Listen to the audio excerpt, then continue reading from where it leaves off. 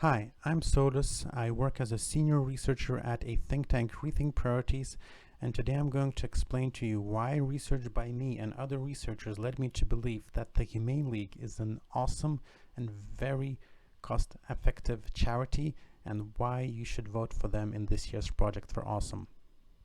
The main activity by the Humane League is demanding that retailers like Walmart, Costco, Tesco, and also restaurants and various other companies that sell food would commit to stop using eggs and meat that come from chicken farms that use cruel and inhumane practices that are unfortunately very common. Most egg-laying hens in the world are currently kept in cages where they can't move around and can't exhibit natural behaviors like foraging and dust bathing that are shown to be very important to them. Along with other charities, the Humane League demands that companies commit to only using eggs from cage-free hens. Recently, a research group called the Welfare Footprint Project did very in-depth and thorough research on how this change affects chicken welfare and found that the effects are tremendous. Based on the results of that research that you can see on the screen, I'd say that reforms decrease the suffering of these chickens by about a third in Europe, where the switches from furnished cages to cage-free aviaries, and by about 60% in most other countries that currently use conventional cages. Chickens that people eat directly rather than use for eggs come from different chickens called broilers. To make the industry more efficient, these chickens are bred to grow extremely fast, which causes these chickens chronic leg pain, lameness, and other problems. Hence, the Humane League demands that companies only use slower growing chicken breeds. In addition, they ask to give these chickens more space, improve lighting, and slaughter them more humanely. Similarly, the Welfare Footprint Project did in-depth research into how these changes affect the welfare of these chickens, and according to my interpretation of their research, these reforms decrease chicken suffering by about 50%. Now, these chickens still suffer a lot, which is why I personally never eat chickens or eggs, but this is a huge change.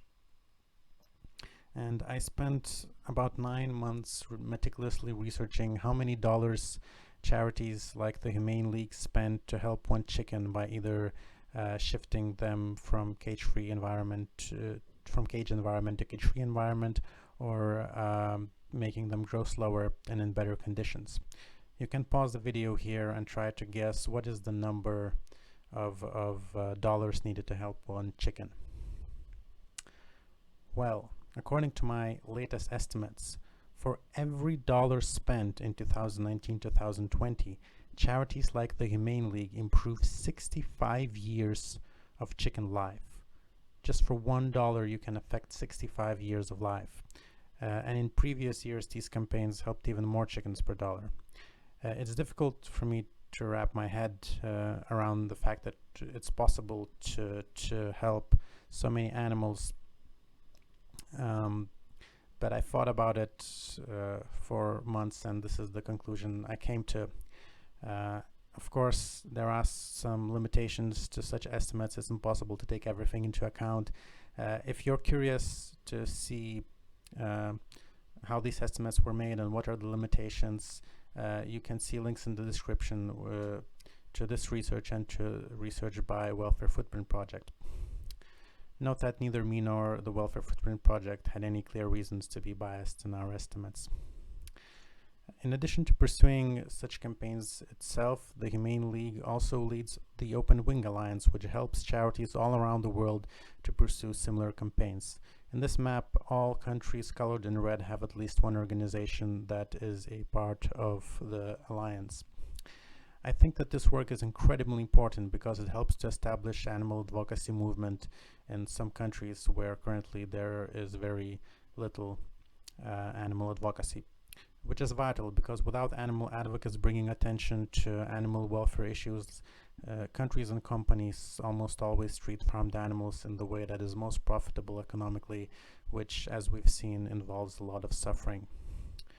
Also, I had a pleasure to talk with many of the people who work or volunteer for the Humane League, including the leadership team, and I came away with a very positive impression of the culture of the charity. And it's not just me who has a positive opinion of this charity. According to Animal Charity Evaluators, which is an independent charity evaluator, the Humane League has been one of the top animal welfare charities since 2012. Because of all these reasons, I hope that you consider not only voting for the Humane League and Project for Awesome, but also donating to this organization or volunteering for them. Thank you very much for your attention.